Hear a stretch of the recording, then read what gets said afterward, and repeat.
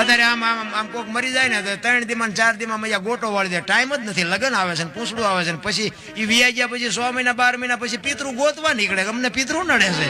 નડે નહીં તું 12 દી સુધી નો બે એક હવે એ તને હક લેવા દે. ચા દાણા જોરાવા.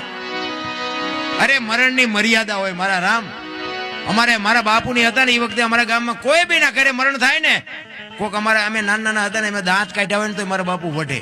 એ કે ઓલા પણ ગુજરી ગયો છે ફલાણા માણાને 12 દી સુધી અમને દાંત નો કાઢવા દે, ટીવી નો જોવા દે, રેડિયો ચાલુ ન કરવા દે.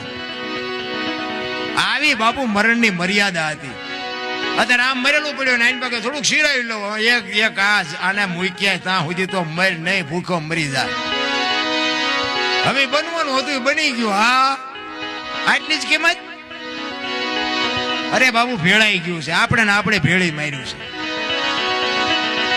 20 વર્ષનો મર્યો હોય તો કે અરે અમારી માથે આપ ફાટી ગયો. 100 વર્ષના મર્યા હોય તો કે એ જરૂર હવે એ જ હતી. હવે બધું સાસુ જીવીને શું કામ હોય? હવે લગન જેવું.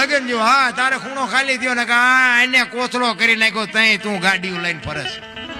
એની કોઈ કિંમત જ નથી. વસ્તુ એવી છે.